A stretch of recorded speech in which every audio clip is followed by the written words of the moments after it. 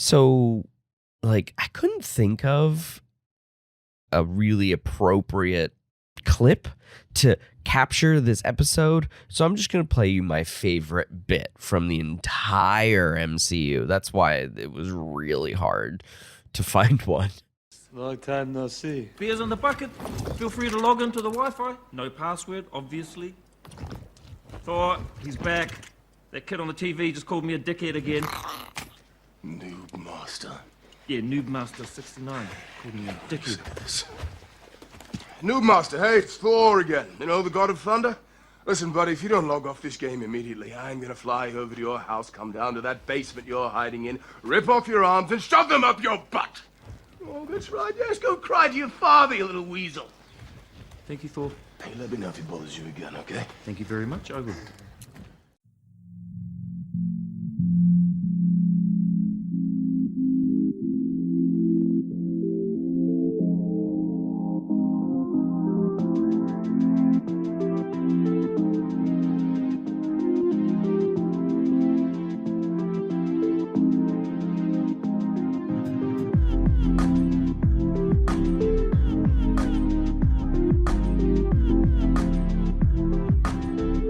Hey, everybody, and welcome to the Cinema Psych Podcast, the podcast where psychology meets film. I am your host, Dr. Alex Swan, and if you haven't detected it yet, I'm a little congesty.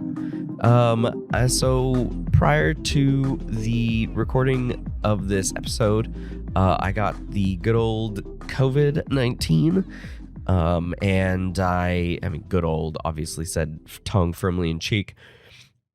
I was first time positive, dodged, ducked, dipped, dived and dodged for 2+ years. And it finally got me. I think, one of my kids gave it to me. I thought, my immune system was better than that. Anyways, we are gonna, just power on through that. I apologize that if I sound a little nasally and it makes this a little bit more unpleasant.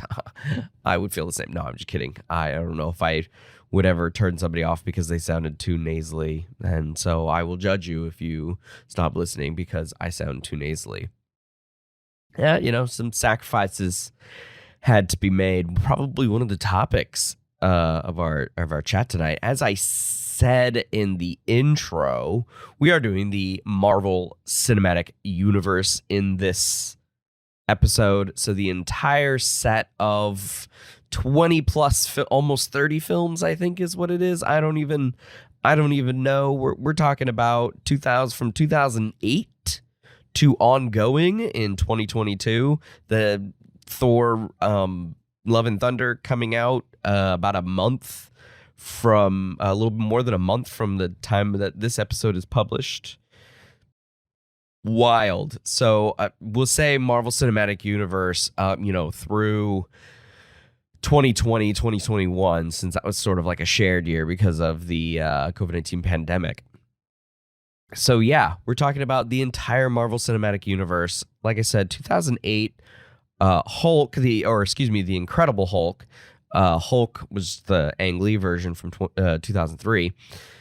2008, The Incredible Hulk, technically the first movie of this, but also timeline-wise, but it came out after Iron Man. Anyways, Iron Man, The Incredible Hulk, the first two movies of the shared universe.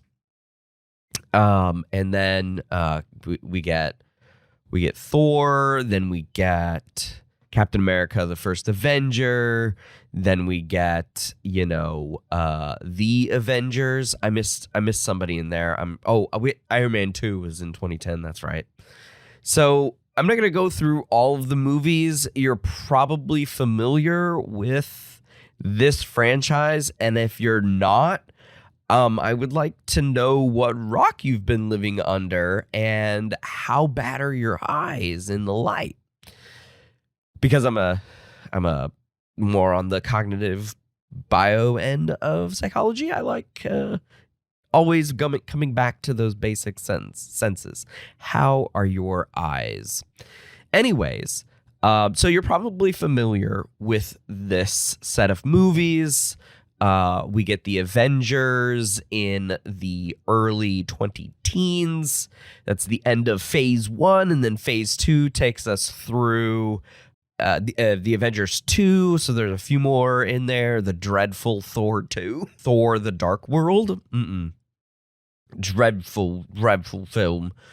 And then it's Phase 3, which is takes you all the way through to Avengers Endgame, or technically Spider-Man Far From Home, which came out afterward, but still, like, the culmination should be Avengers Endgame. It's weird how Phase 4 ended.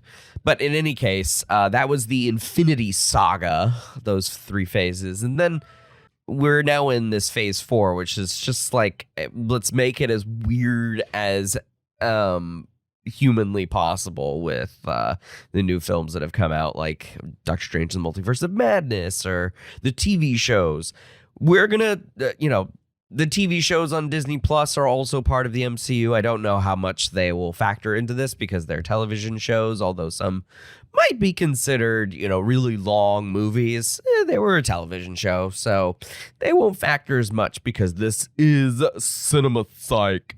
We are very hoity-toity up in here, so we are gonna keep that as a films-only kind of discussion, and probably focus on many of the main characters that you've been familiar with in this thing that's been going on for like 14 years. So, birth child of Kevin Feige, who is the executive producer, big guy in charge at Marvel Studios, owned by Disney, obviously. You should also know that, too. And the stars that you're likely familiar with as well. I don't know how much more of the familiar with that I could do, but before you're like, oh, stop saying it. Anyways, big names like Robert Downey Jr. as Iron Man / Tony Stark, Chris Evans as Steve Rogers, Captain America, Chris Hemsworth as Thor, Odinson, and then we've got some of the smaller, so those are the bigger names, some of the smaller characters, but big in their own rights, of course. With Samuel L. Jackson, Nick Fury, Natasha Romanoff is played by Scarlett Johansson. I don't know why I keep changing the order of this. Sorry that I don't have parallel construction here. And my favorite, Phil Coulson, played by Clark Gregg, of course, the one and only.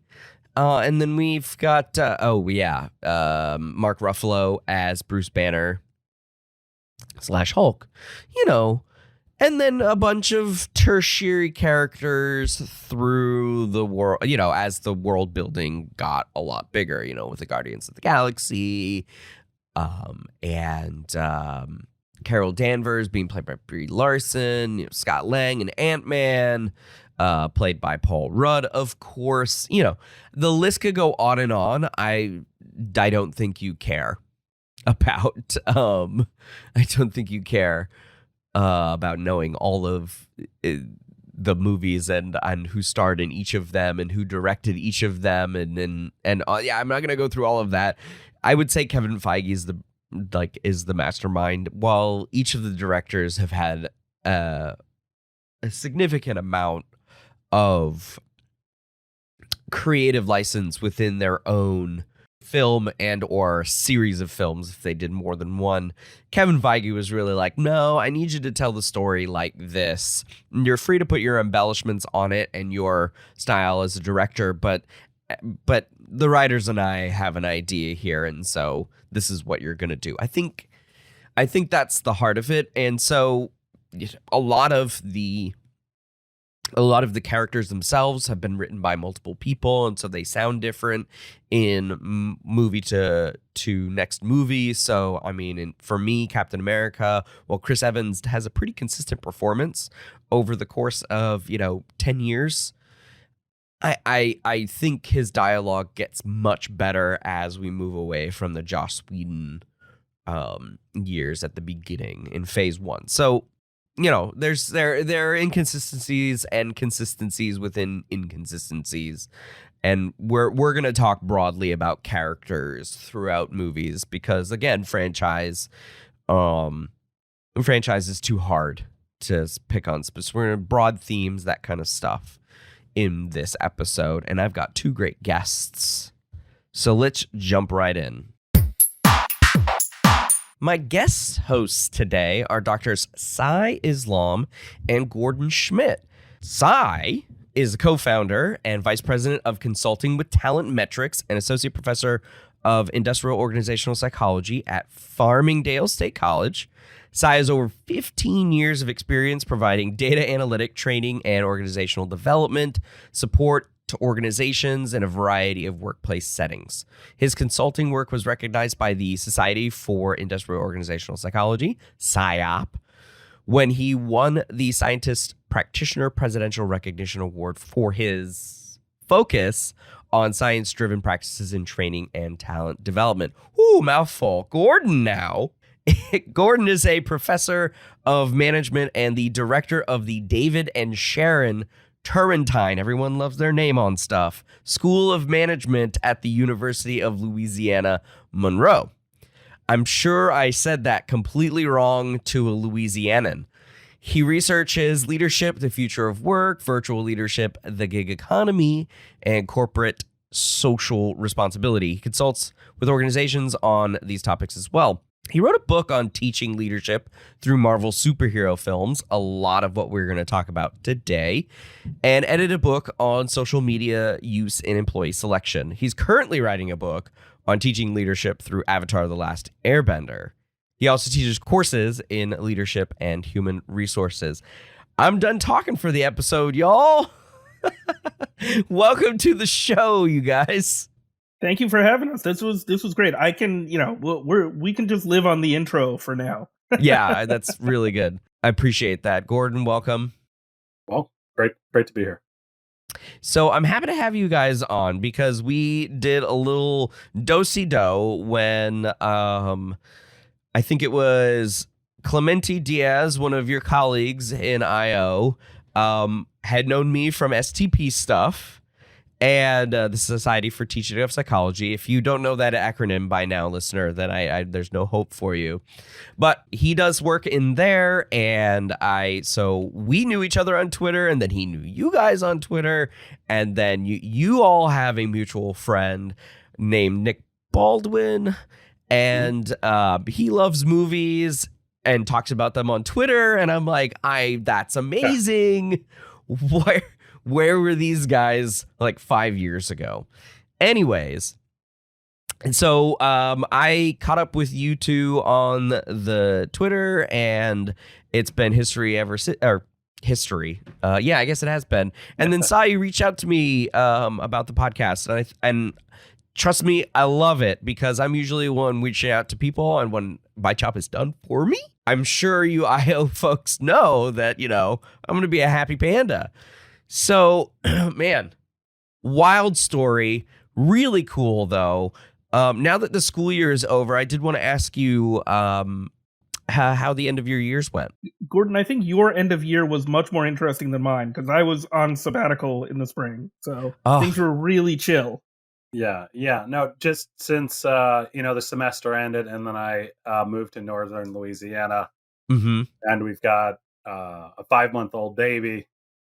Congratulations. So it was a lot, and we had to move 2 dogs and a cat as well. I can understand that. It was pretty nuts overall. Mm-hmm. I think the semester went pretty well with my classes and all that, but we just got a point where we're like, crap, we got to actually be ready and pack all this stuff so the movers can take it on time. So a lot of work, a lot of concern of getting everything together, but and buying a house too. So right. And which is what you're in right now, right? Yep. Very cool. So where were you before? Purdue University, Fort Wayne. So I was in the Department of Organizational Leadership there.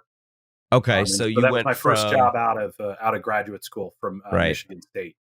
So okay, so you were just up in northern Indiana, and then you had to move to northern Louisiana.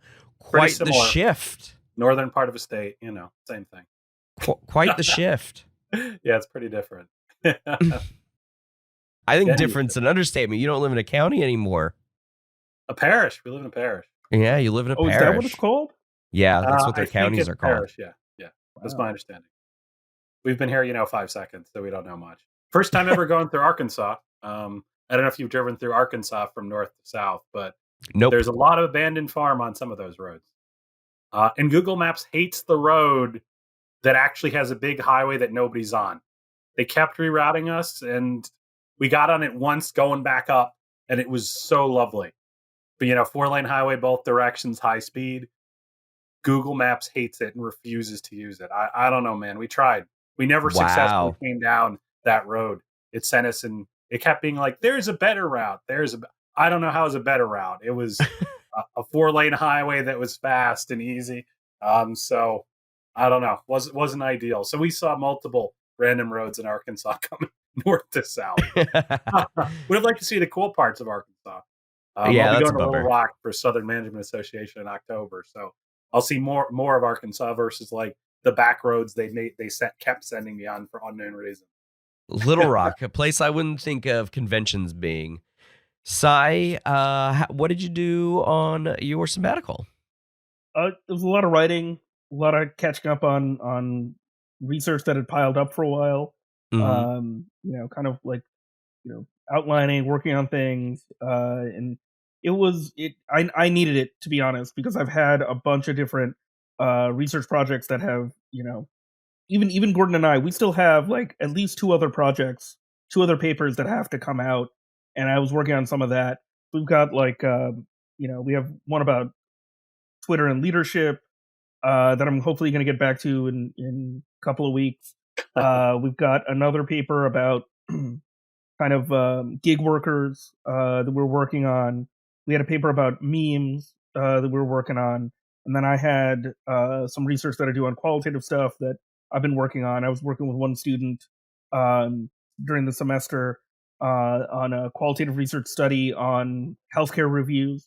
So one of my papers is about how people do reviews about or give feedback about their experiences with with the healthcare system, with hospitals. One plug before it goes too late is Teaching of Psychology. We published a paper on memes that's online. Yes, with Jess Hartnett. Yeah. Yes. Yeah. So check it out. Amazing. That was a psychology Twitter team up. That was like the Avengers of memes getting together. I love it. It's amazing. So it's on my reading list. And these days my reading list is fairly short with psych stuff because I'm actually spending a lot more time reading about film, like film analysis and film studies. So I'm hoping there's a film certificate in the future for me, but we'll see. I took intro film. So if you have any questions about intro film, let me know. Fair enough. Yeah. So let's pivot to, speaking of that segue, let's pivot to our topic for today, the Marvel Cinematic Universe. I said at the top of the show that we're going to keep this to the films, so we're going to ignore some of the TV shows. This ain't no TV show program, so we're going to ignore the Disney Plus stuff that's come out in the MCU. Technically MCU. And so we're going to keep it to the films. So we're going to discuss the films, the brainchild, the baby of Kevin Feige. And so what I want to get before we jump into some of the psych aspects of some of these characters and, cross films are your initial thoughts of the film franchise itself. What you liked, what you didn't like, and then we'll jump into some more specific stuff. So, Sai, why don't you go ahead? Sure. So I have a very strange perspective on these movies because, I'm in my 40s. I remember watching some really horrendous Marvel adaptations, even just comic book adaptations. Yeah. I remember seeing some really bad ones. So my perspective, for the most part, is Marvel Cinematic Universe is very good. Their batting average in terms of success, in terms of quality, is extremely good. So I'm always I spend way too much time online reading what people have to say, and a lot of times I see these really kind of young kids, young whippersnappers, and they're like, these movies are not going anywhere, and I'm like, guys, I lived through Batman and Robin when it first came out. Yeah. Whatever whatever your thoughts are on the more recent Marvel output, it's still better than what we had. Like we were starving at the end, and now seemingly geeks have won, right? Yes. And- I think that's why nerds has become, it's not an insult anymore. Like Yeah. we have taken back Homer's nerd meme, right? Yeah. It's like, yeah, that's my badge of honor right there. Yeah. Now That was nerds a are good part of the impression. problem, unfortunately. But Right. Because that's what we see. we don't know from when to the- stop. They got too much power. But yeah, in terms of like what I like, one of the things I'm most impressed with, just overall impressions of the Marvel Cinematic Universe, is you do get to track growth especially for psych professors. You get to Mhm. see change over time, and usually in movies especially, you don't get to see a ton of change happen.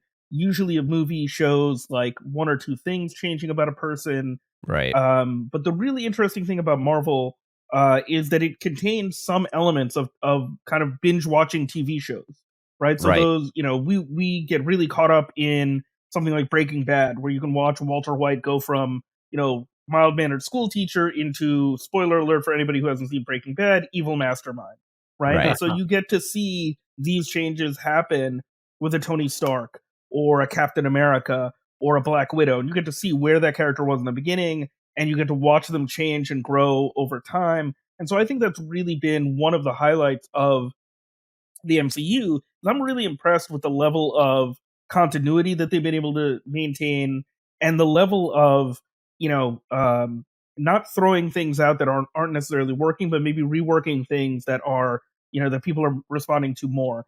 I think Black Panther is my favorite MCU movie. I think the Mhm. low point of the MCU is either Incredible Hulk, I'm not a huge fan of, or I recently watched this movie again because my wife is a completist. She wanted to see all the Thor movies before Sure. the new one came out. So we watched Thor: The Dark World, Right. and that was It's rough.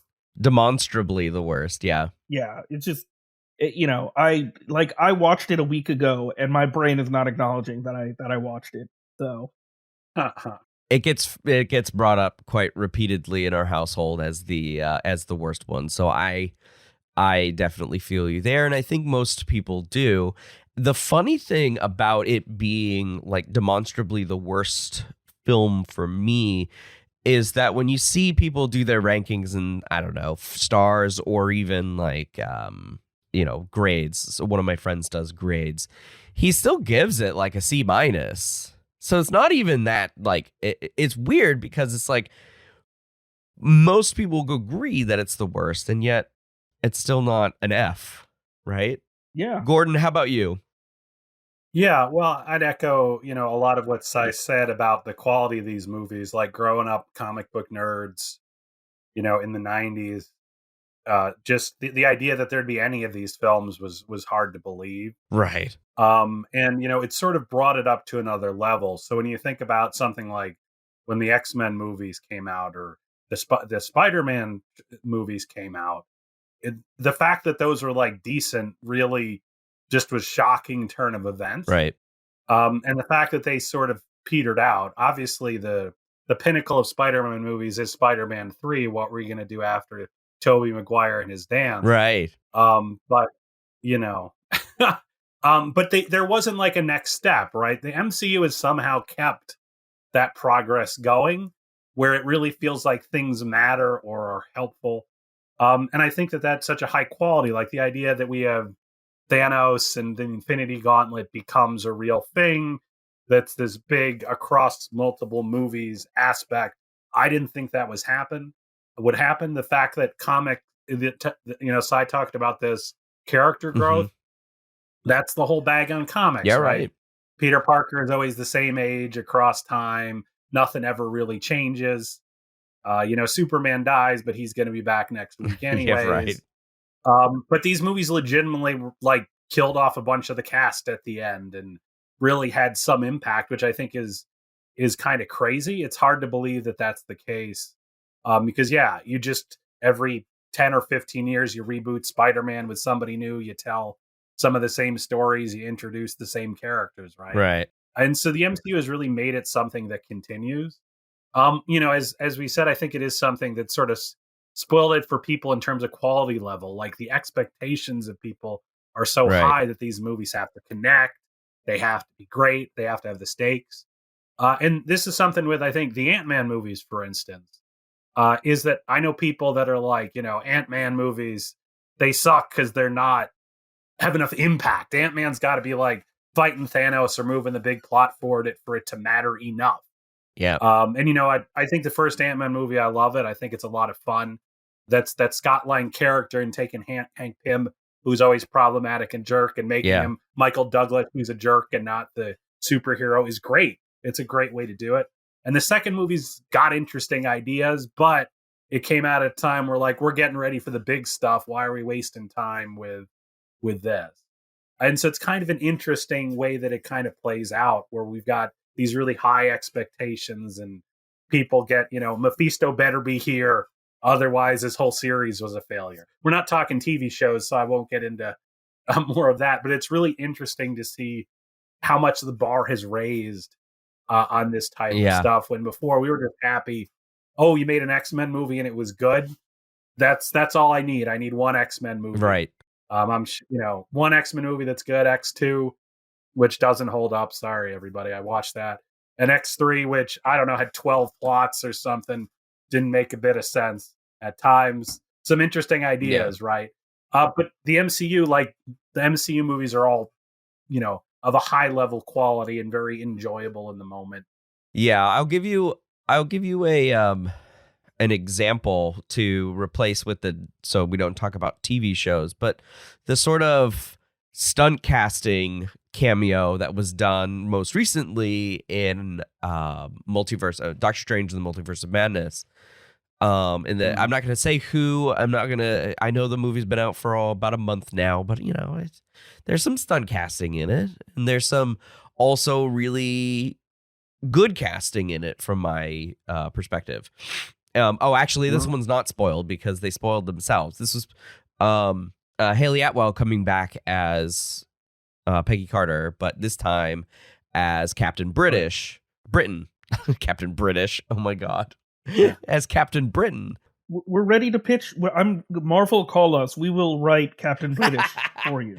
We're ready to do it. A captain in the Royal Air Force who only just says British idioms. That could work because there's enough British slang. Right. We would just have to avoid the C word because they use it a lot more than That's we true. do. That's very true. But anyways, going back to Gordon's point about that we're exponentially increasing expectations as one of some of the downside with what's going on as we continue through phase 4 and into whatever phase 5 is. I don't even know what's going to happen with the end of phase 4 at this point, but only Kevin Feige knows. Anyways, it's sort of the stunt casting. So it's like fans have asked for more and more and more, and they're like, "Oh, we're trying to deliver. We're sorry." That's true. I mean, we were just talking about before the show started. We were talking about Captain America: Winter Soldier, and the fact that one of the most amazing things is that you have somebody at the level of Robert Redford popping up in a MCU movie. When that happened, especially that MCU movie, right. Because if you've seen 3 Days of the Condor, for him to play that character is a total 180. Because it's, that movie works like an espionage thriller. 3 Days of the Condor is a great espionage thriller. So, Alex, your homework is to go home and watch, to watch that. I expect a 500-word paper in 2 weeks. No. So, but it really, that casting really works. And I think that, and even Michael Douglas in Ant-Man, sure, you could say it's stunt casting, but the casting in the movies across the board has been really good. They've been able to find actors who embody some element of these characters. Sure. so that they're identifiable to us, so that we can actually see them and say, like, yeah, that's Captain America. That's Iron Man. Yeah, Chris Evans has always struck me as one of the best Chris's, right?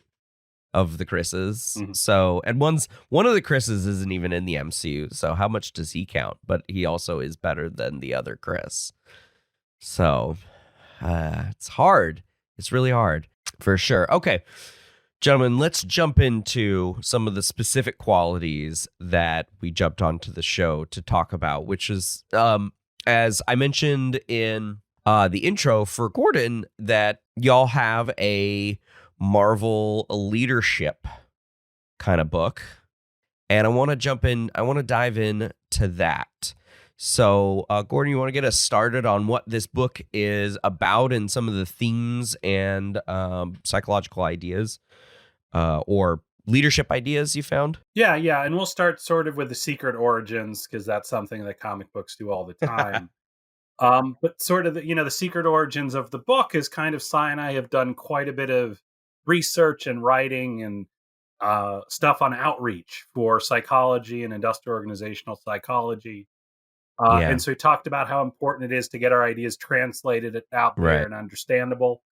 A journal article can often have a very small reach, even at a great journal. Right. Because it's behind a paywall and it's written in a way that's inaccessible to the common man. And for some of those papers, frankly, for me, I don't understand what's going on. I remember one we read in graduate school. They're like, this is one of the most brilliant models of personality. No one quite understands it, but it definitely is brilliant. How do we know it's so brilliant? I don't know. I guess we just like, that dude's brilliant enough. It must work. Because it's profound. I don't know it must be deep. Right. This wasn't a joke, right? It was an actual statement that you won't understand it. Nobody does, but it's the best way to understand personality. I don't know how. It sounds like a meta MBTI right now. Yeah, and so that idea of outreach and examples, Cy and I both use stuff like Marvel characters and clips from pop culture in our classes. And so when this opportunity came up, this book series by Emerald Publishing, exploring leadership through popular culture, it really sort of spoke to us as something that kind of fits with those ideas of outreach and trying to get these ideas in an accessible format. And so when we heard about that series, and there's a book on Star Wars, there's a book on Middle Earth, both written by Mike Urich, great books. I've read them multiple times, teach a lot about leadership. That's great. We really thought, well, the Marvel movies would be great for this because we think they show a lot of great aspects of leadership that we can use for examples in both good and bad direction, right? And so a lot of times when we hear about topics like leadership, we just hear about famous CEOs that were successful or generals, and we say, hey, be like this dude, right? And we don't know whether that's a good idea. It usually isn't. Half the time, the dude is actually a big jerk. Yeah. Right? And it's not helpful. It doesn't apply in your situation, right? It's just for these brilliant and perfect in every way paragons of virtue. They're the leaders. And sometimes people are talking about Elon Musk, and you have no idea why they think that's the case based on any of the information you've looked at, right?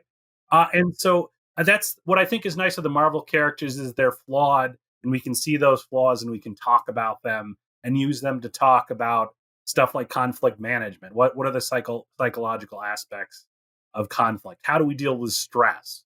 Because somebody like Iron Man, Tony Stark, can be seen as having characteristics of PTSD. Yep. You can see stress affecting. Yeah. And theories of leadership like shared leadership, servant leadership. These are things that we can see in these movies. And that's something as well when we talk about leadership, we talk about leadership as a process. It's not just you got the title and people listen to you. As somebody who, in any type of academic department, just because somebody's the chair or the boss doesn't mean anybody listens to them or does what they say, right? Sure. Especially if you're in higher ed, but it's true in business as well. Sure, yeah. You got the title, but that don't mean nobody listens, right? And so we talk about how you can have influence as a person in here, some of that research on those types of characteristics. So the MCU just is an environment where you've got all these powerful people that can accomplish things on their own, that are brought together often to accomplish a larger goal. but that doesn't mean they agree or have the same perspective, right? And so those psychological dynamics are really interesting to us, and I think they're really inherent in these movies, even if you don't think about them that way if you're not in our field. So that's kind of the big story of sort of what informed us.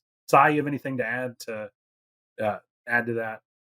Well, we're old school nerds, and so a lot of these conversations that Gordon and I wrote about in the book are things that when we were kids and nerdy about things, you asked yourself like, who's the best leader of the X-Men? Is it Cyclops or is it Storm? Mm-hmm. Who's the best leader of the Avengers? Is it Iron Man? Is it Captain Right. America? Is it somebody else? And so now we have all of this leadership science that we can use to kind of say like, oh, here are some things, the pros and cons of each of these characters. Here's what they're good at. Here's what they could get better at. And it's a lot of fun. It's kind of like nerds that enjoy talking about this stuff. It's really a lot of fun to kind of have this conversation in the book. And that's what we really hope that a lot of the readers get out of this. We really hope that, everyday psychology students can read this and say, especially for IO Psych, because sometimes IO psychology seems very far away from the workplace. I'm hoping that students can read this and other IO Psych practitioners can read this and they can say, hey, this is cool. Gives me something to talk about. And it'll help me connect ideas from the science to the real world for everyone. Okay. So give me some examples now. Let's talk some hard examples of some good concepts that Gordon went over, and or we can go the other way, which is characters expressing some of these principles or concepts. So let's hear some examples. So I think we can certainly talk about, my go-to example of a lot of these is of good leadership. Okay. When we talk about leadership theory across, psychology and IO Psych, generally leadership fits into like two big buckets. One is being task focused. So staying focused on getting work done, because a good leader, if you're leading a team and you're just like, hey, everybody, let's have fun, that's not really great. It's not going to help. It might make you popular, but it's not going to be a very good leader. Sometimes, if you've seen The Office, you watch Michael Scott, part of the reason he's not a great leader, he wants to, be friends with everybody, but he doesn't want to get the work done necessarily. Yeah. The second part of a lot of leadership theory is relationship building, which is building relationships, communicating, delegating tasks, and then making sure that the environment is conducive to work, so that there's actually healthy norms, so that people are actually like following those, following the rules, doing things in the appropriate way. I think my favorite leader in the Marvel Cinematic Universe is, I think, T'Challa. I think he does a great job of staying on task. Good choice. He does a really good job of making sure that he has like a plan. He does a great job of kind of illustrating what that plan is, explaining what that plan is. He gives everybody, especially at the end of Black Panther, he gives everybody a task to do, and he has a place for everybody. One of the best things that he's able to do, one of the things that I think makes him one of the elite leaders in the Marvel Cinematic Universe, is he's able to take an enemy and turn that person into a follower. So he's able to take M'Baku, who is his enemy in the beginning. He has this big fight with him, and he tells him like, "Hey, I need you. We need you at this moment." Yeah. And he's able to communicate a vision, which is a big part of leadership, is communicating this idea, this overarching idea of what he wants to get accomplished, and he's able to bring him on board. The Black Panther lives. Are you done? Are you done? Could you give me and Lord M'Baku a moment?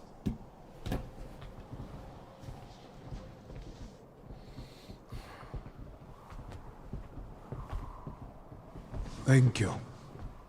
I owed you a great debt. A life for a life. Consider it paid. Please allow my mother to stay here. No harm will come to her. I give you my word. You know I could use an army as well. I bet you could. But no.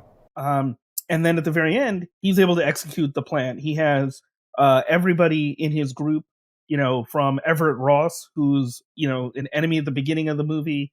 He becomes an ally at the end. He has something for him to do. He has something for his sister to do. He has something for Nakia, Okoye. He knows what everybody's going to be doing. Right. And he has this ace in the hole with M'Baku. So he does a great job planning. Right. He, is somebody that people really respond to, they really like. And we can see this very often in leadership theory that a lot of times, people think that leaders need to control so much of what happens. But in reality, good leaders are able to give tasks to trusted employees, give them what's called role clarity. They're able to say, like, hey, here's what I need you to do. And then you let them do it. And then you provide that support. So I think that's a really good example of just overall just great leadership in the Marvel Cinematic Universe. Okay, and Gordon, what's your top example? Yeah, so one of the examples that I like a lot, and it's not perfect leadership, but I think it's really instructive, is the path of Tony Stark, Iron Man, through the films as a leader and becoming kind of who he is. Okay. So we've got an early scene in Iron Man, the first one, right? Mm-hmm. Where you're talking about he's dating supermodels and he's a famous dude. And so you'd expect that Tony's having a great life. He's having a ball. But we find out pretty quickly he's kind of miserable with his life. It's not something he enjoys. It doesn't feel meaningful. And so getting sort of kidnapped and being put at risk, those things are, aversive, and they make him think about the life he's led and realize it's not what he wanted. And so we talk about this in the book, talking about authenticity and self-awareness. And so Tony wasn't very aware of what he really wanted, and why was this life not good for him. We gotta go. Move for me. Come on, we got a plan. We're gonna stick to it. This was always the plan, Stark. Come on, you're gonna go see your family. Get up. My family's dead. I'm going to see them now, Stark. It's okay. I want this. I want this.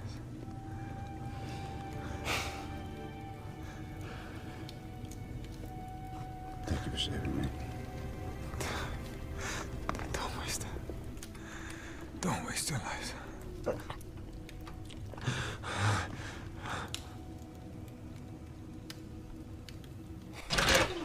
Well, it was about this lack of meaning and understanding. And so the Iron Man movies and the Avenger movies as well are essentially him trying to figure out who he is and how he can be a good leader that fits with him.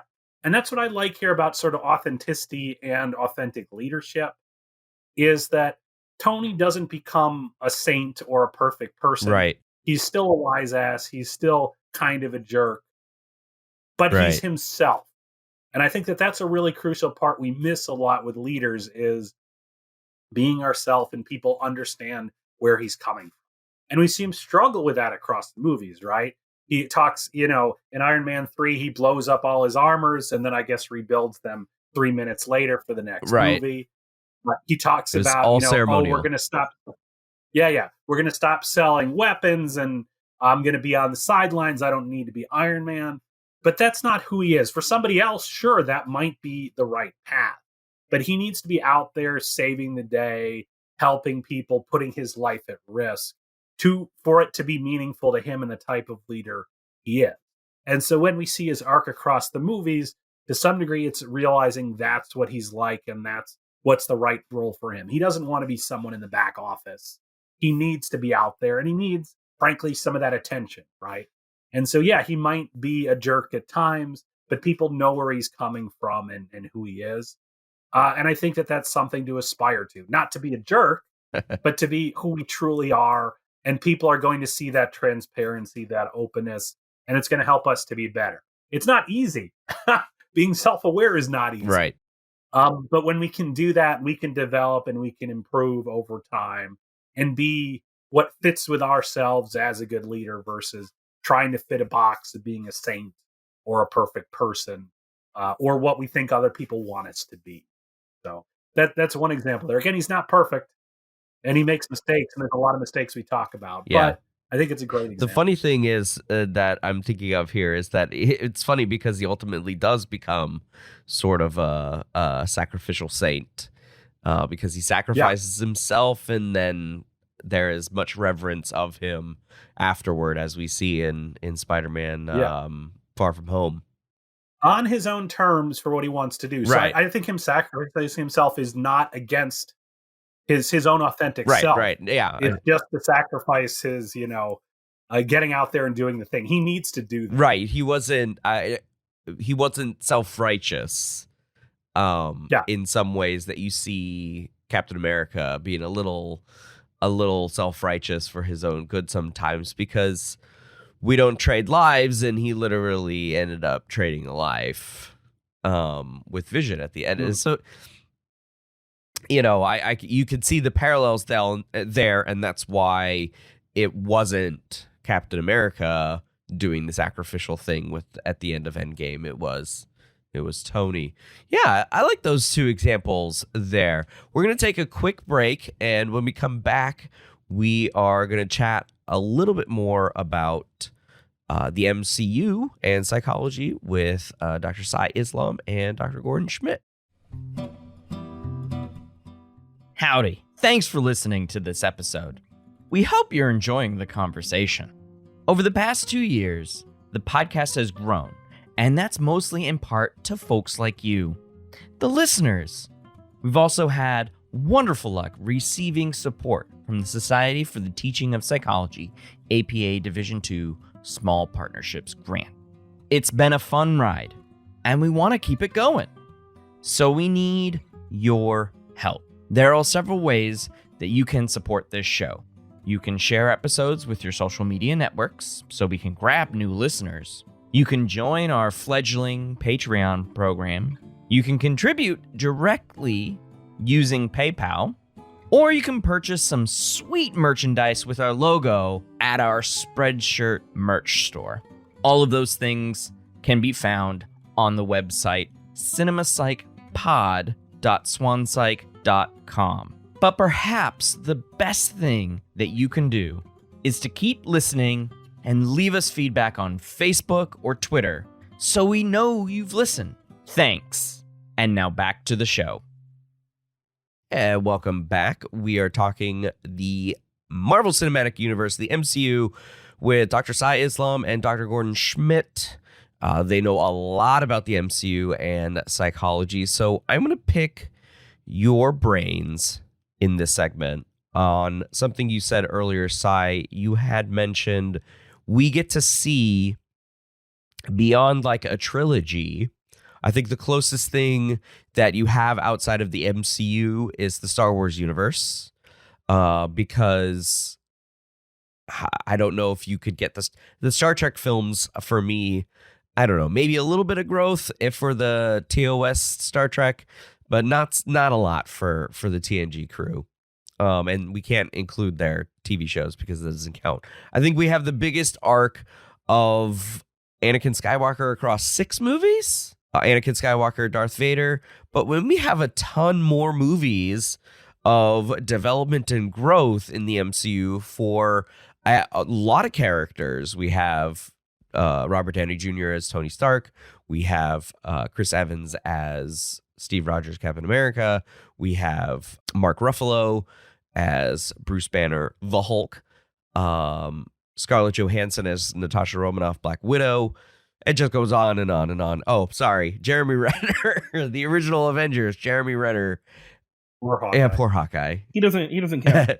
He doesn't have any superpowers. We shall not be named, but the TV show is pretty good. So we have Jeremy Renner as Hawkeye, Clint Barton, or other way around. And so we have a lot of these characters being able to grow across different movies, and many of them get that 6 you see in Star Wars. So what kind of character growth can we talk about for, let's see, we talked about Tony Stark already, and we talked about T'Challa. So what kind of growth do we see in some of the other major characters in this franchise? So I think one of the characters a character that I really like, but who doesn't change a whole lot, even though we're talking about character growth, is Steve Rogers, Captain America, right? He kind of starts as goody two-shoes, do-gooder guy, but his biggest change seems to be his loss of faith in governmental institutions. Sure. Which is kind of funny because he's a soldier, right? He's known as a super soldier, And this is something we see in the comics too, where his character a lot of times represents like the idealized America, right? He's the America that we all wish America could be, not the reality of what America is, Right. because he represents that dream more than anything else. I think one of the biggest things for him is kind of rebuilding his life, watching him kind of adjust to this big 70-year gap Mhm. of kind of losing his friends, his family, and kind of building those relationships again with a whole new group of people. Right. And I think this is a consistent theme for him because he's always building new relationships, right? He's got to, build a relationship with Wanda and with the kind of rogue Avengers group that he has to join after Winter Soldier, Right. after Civil War. So he's got to do that. So that's a really interesting arc that he's got. That he gets a new best friend, brings back his old best friend. Those kinds of relationships develop over time. But he himself as a character, I don't think he changes too much. He maybe becomes a little cynical about institutions, Mhm. but he always maintains his kind of trust in getting the right people together, and having the right people on his team and having the right people on his side, which is very IO psychology, right? Where in IO psychology we talk a lot about selecting the right people, Yeah. having the right team together, and if you can get those right people together, you can accomplish a lot. Is Pepper here? I didn't see her. We're not kind of. Pregnant? No, definitely not. We're taking a break. It's nobody's fault. I'm so sorry, Tony. I didn't know. A few years ago, I almost lost her, so I trashed all my suits. Then we had to mop up Hydra, and then Ultron. My fault. And then, I never stopped. Because the truth is, I don't want to stop. I don't want to lose her. I thought maybe the Accords could split the difference. In her defense, I'm a handful. Yeah, Dad was a pain in the ass, but he and Mom always made it work. You know, I'm glad Howard got married. I only knew him when he was young and single. Oh, really? You two knew each other? He never mentioned that. Maybe only 1,000 times. God, I hated you. I don't mean to make things difficult. I know, because you're a very polite person. If I see a situation pointed south, I can't ignore it. Sometimes I wish I could. No, you don't. No, I don't. Sometimes I want to punch you in your perfect teeth. But I don't want to see you gone. We need you, Cap. So far, nothing's happened that can't be undone if you sign. We can make the last 24 hours legit. Barnes gets transferred to an American psych center instead of a Wakandan prison. I'm not saying it's impossible, but there would have to be safeguards. Sure. Once we put out the PR fire, these documents can be amended. I'd file a motion to have you and Wanda reinstated. Wanda? What about Wanda? She's fine. She's confined to the compound currently. Vision's keeping her company. Oh, God, Tony, every time I think Well, you it's see 100 things the right acres way. with a lap pool. It's got a screening room. There's worse ways to protect people. Protection. Is that how you see this? This is protection? It's internment, She's Tony. not a U.S. citizen, and they Oh, don't come grant on, visas Tony. to weapons of mass She's destruction. a kid. Give me a break! I'm doing what has to be done to stave off something worse. You keep telling yourself that. Hate to break up the set. Yeah. And I mean, he technically wins on a technicality. Yeah. As I said, a technicality of a defection. So during the big airport scene in Civil War. So, he did win. But he knows he had an ace in the hole that maybe he thought, maybe Nat'll. We had some good times. Talking to Zola in a bunker. We had some good times. So, maybe she'll defect. Maybe he had an idea. Haven't you had a friend defect based on what you did in a bunker? I think we've all had that experience. Yeah, that sounds like a totally normal, totally common experience. I go with what happens in the bunker stays in the bunker, but I get what you guys are talking about. So, Gordon, what character would you pull out here? Yeah, so this one I feel like is one where I wish we could see more of what happened. Mm-hmm. But Black Widow to me is somebody with development that I think is really interesting in the films, and I would love to get Disney Plus TV series on it. Is her development during that 5-year gap period, right? Yeah. And so we see here early is like, oh, she's spying on Tony Stark, and she's kind of like the shield agent on the team versus one of the superheroes, right? Yeah. And so very much being like, don't trust anyone. You've got to look out for yourself. There's some discussion, I think it's in a Winter Soldier related to that with her and Cap as well, of kind of like, watch yourself, don't be idealistic. But what's really interesting, I think, within the films is that when we have this 5-year gap period, all the dudes that were in charge or potential leaders kind of all go off on their own and kind of give up, right? Tony Stark goes off, has a family. Right. Hulk goes off and, focuses on, I kind of like he goes off and gets a lot of therapy to be a better Bruce Banner and Hulk. Thor kind of has this sort of wallowing in sort of pity and just feels, I would argue depression, you could certainly say. Sure. And so all these, and I don't know, no one ever thought Hawkeye was a leader. So you just don't have anybody. Well, he went on his killing spree. Yeah, that's true. He had his own PTSD. Yeah. They weren't going to send him the letter anyways to be the leader, but still, he had his own thing. And so you've got Natasha here who has to like keep the world together in the greatest crisis and negative event that ever happened, right? Half the population. Yeah. And so we don't see much of it. But when we look 5 years later, the world is in a lot better place than I would have predicted. People are sad, but we've got, sort of the memorials up.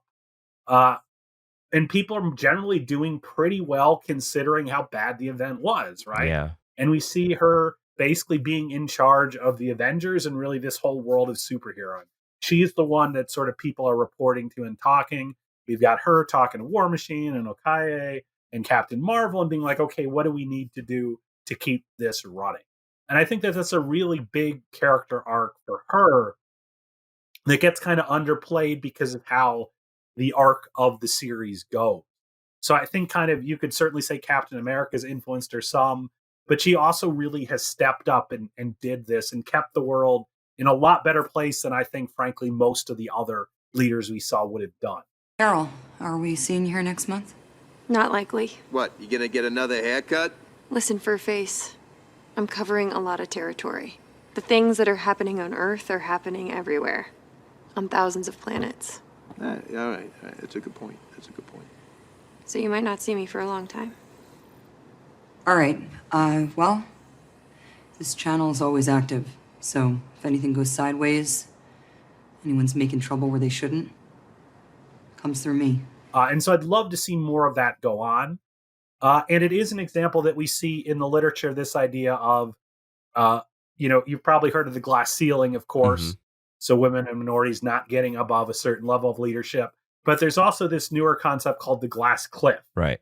Which you may not be familiar with, which essentially is when times are bad, when there's a scandal, when there's risk, we put women in charge and in these situations to try to mix things up, or hopefully they'll fix the problem. Mm-hmm. But it means we put them in these sort of high risk, very likely to fail type situations. Yeah.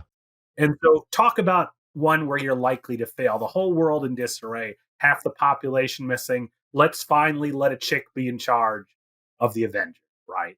What a tough situation to put Black Widow in when she really has not had she hasn't gotten good leadership development per se. Cap has maybe changed her opinion a little bit, but has to step up to this. And I think she does great. She succeeds. And I think that's sort of the depressing part is once Ant-Man comes back with an idea to bring people back, she gets kicked back to just another member of the team, right? All the white dudes that were in charge before, they come back now that it can be fixed. And so I think it's a disservice to her of how that really happens. And, it's certainly a criticism we can level at the series. It happens pretty seamlessly in the films, and so you don't think about it unless you're really looking for it. Sure. And so it's really something emergent to us where we're like, wow, Black Widow probably is a really good leader. Yeah. But she completely gets sent to the side, in that case. And I think her movie has some sort of that leadership aspects and that development as well too. But it's a really interesting character development that I don't think you necessarily, it's not, signboard posted where but if you really watch, you can see, oh yeah, this is a big thing. Yeah, that's a great choice, and I'm glad you brought up the Black Widow movie, because I mean, she did get she didn't get a lot of time to show, but there are glimpses there, because she's capable of having her own agenda. But yeah, getting the Avengers when half the population's gone, and it was like, I'm sad I messed up. And then she's like, all right, I guess I'll try to do something. And then she goes in like super hardcore micromanaging mode, right? Wanting to know why there was an earthquake in the middle of the ocean, because as Okoye says, sometimes there are those things that happen. That's my quote. That was her quote, right? Yeah, I'd love to see that, right? How did it go? What's that process? And really, the blip period to me is really interesting because it's not something covered in a comics, because nothing quite like that happened. The Infinity Gauntlet, it was like 5 seconds, people were gone, and there was there's so much trauma, whether you're somebody on either side of the blip. And we've only seen some of that, and just through the TV shows a little bit. But I'd love to have a whole series on it, honestly. The meme that is making the rounds, because I've seen it at least 3 times in like 2 weeks, about how society would have handled the after watching the Avengers and Endgame and how society collapsed. I was really hoping the pandemic would it didn't, right? Because it's like, we're totally screwed, right? Like, oh, that's bleak.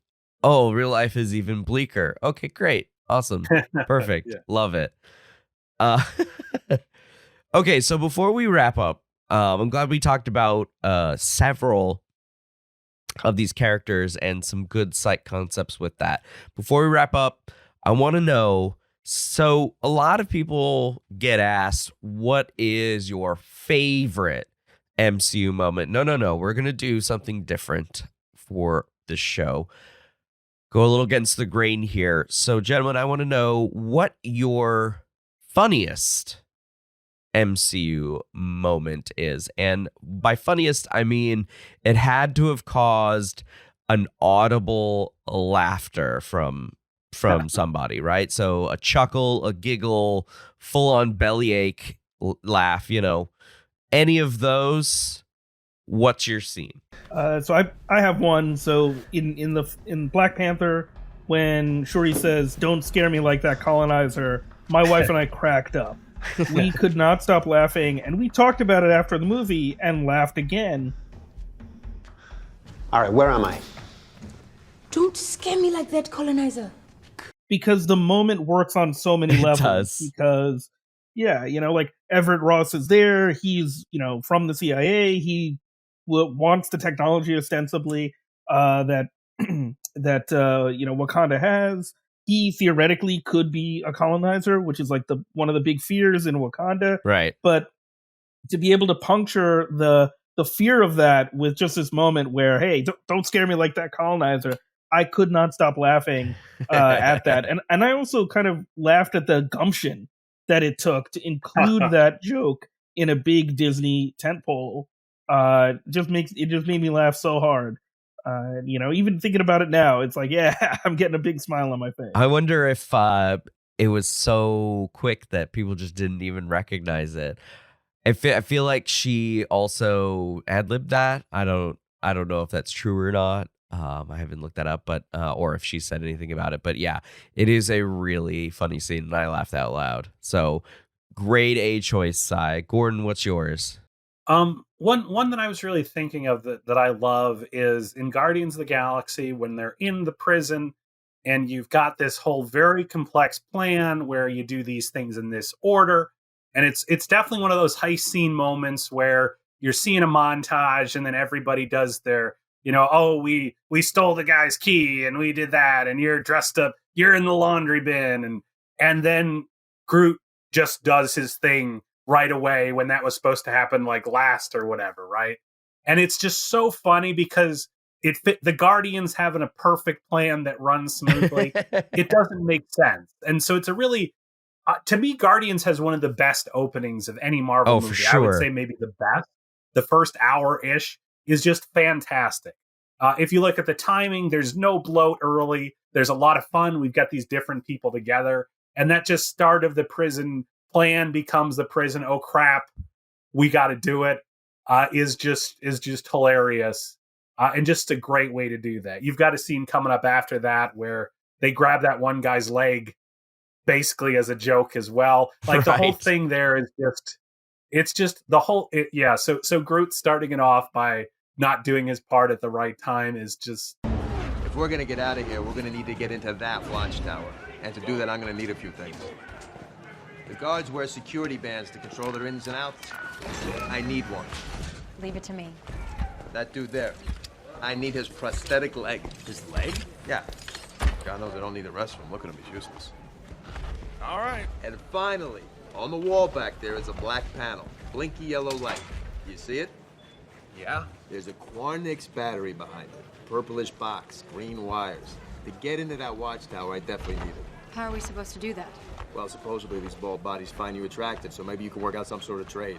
You must be joking. No, I really heard they find you attractive. Look, it's 20 feet up in the air, and it's in the middle of the most heavily guarded part of the prison. It's impossible to get up there without being seen. I got one plan, and that plan requires a frickin' Quarnix battery, so figure it out! Can I get back to it? Thanks. Now, this is important. Once the battery is removed, everything is gonna slam into emergency mode. Once we have it, we gotta move quickly. So you definitely need to get that last.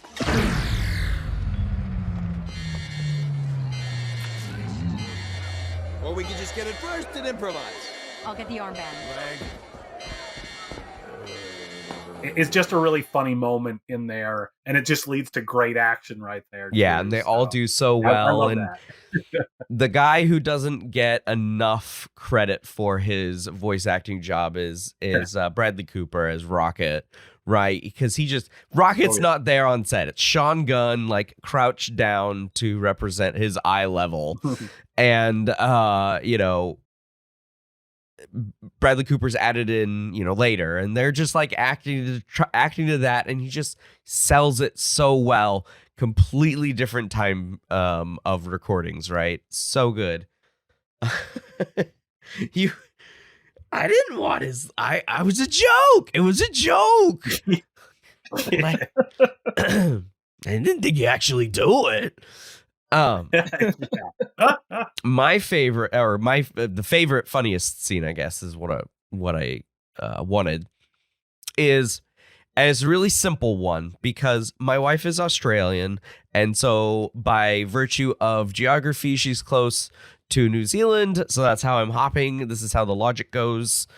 In my favorite, or the funniest scene to me that got an audible laugh, much like you and your wife, Sai, my wife and I got a massive audible laugh when Taika Waititi as Korg goes to kick the ghost who was Loki just previously, talking to Thor as an apparition. Oh, piss off, ghost! I placed a large wager against you tomorrow. Don't let me down. Piss off, ghost! He's freaking gone.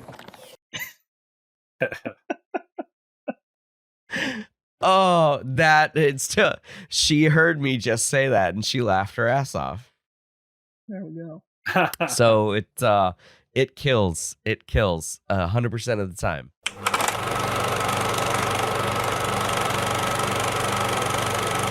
I want to thank Dr. Sai Islam and Dr. Gordon Schmidt for joining me today to discuss the entire MCU. Of course, we went through every single movie and every single character. How long would that actually take? Oh my God. So I want to give you guys a chance to talk about what you're working on, what you'd like to plug, things, places where people can find your work or the work itself. Our book is should be out by the time this episode comes out. Leaders Assemble, Leadership in the MCU. So you'll see a lot of our discussion about these leadership topics we discussed here. Both Cy and I are working on that book on Avatar: The Last Airbender and leadership that we're writing right now. That's going to be a great book. Avatar is a great series with a lot of interesting different topics. It's definitely pretty different from the MCU and how that goes. Sure. And so we're really looking for that kind of change of pace and really the idea of learning from like an episode. Yeah. You know, I think that's a great way to be like, watch a 30-minute episode, learn and read a chapter is really appealing to us, and using that for this sort of outreach part. Because the Marvel movies are long. Yeah. You know, they're fun, but they're long. And that's something I think that's pretty cool with that franchise. Yeah. You know, both Cy and I are working on quite a few different projects out there. You know, we're always writing a new research project. And we share a lot of stuff through our Twitter. Yep. Mine is at IO Psychology. And I do a lot through LinkedIn as well. Okay. And my stuff's up on ResearchGate. All right. I will link all the things he said, listener, so in the show notes. So don't worry about that. Cy? So other than Leaders Assemble, Leadership in the MCU, which you can find at any bookstore, Gordon and I have some some research on gig economy stuff that hopefully will be coming out at some point. It really depends on revise and resubmit. And then I have consulting work that's sort of classified due to NDAs, but mostly you know, developing assessments, you know, pre-hire assessments, things like that, engagement surveys. So that kind of work is part of my consulting. And then I do a lot of research in qualitative stuff. So I do a lot of research about social media and comments that people make on review websites. I also look at, you know, different social media sites. So maybe one of my most popular papers on ResearchGate is one about Instagram, which was not my idea. It was like a student's idea, and she did a great job with it. And now people are reading it. So you can find my work on ResearchGate. You can find me on Twitter at IOSciIslam. You can also find me on LinkedIn. You know, those are the platforms that I use. You know, so those are, I don't really use Instagram very much. So despite having researched it. So yeah, definitely. You know, I think Gordon and I both, you can reach out to us on LinkedIn or Twitter. We're happy to talk about this. I hope everybody got a sense of the passion that we have, the fiery nerd passion that we have for both the Marvel Cinematic Universe, Avatar: The Last Airbender, you know, and any other nerd topic that we happen to be interested in. So feel free to reach out. Well, that's perfect, gentlemen. I want to thank you again for joining me. Happy to be here. It was a lot Thank you for having us. Alrighty, that's going to do it for this episode. Until the next one, thanks for listening.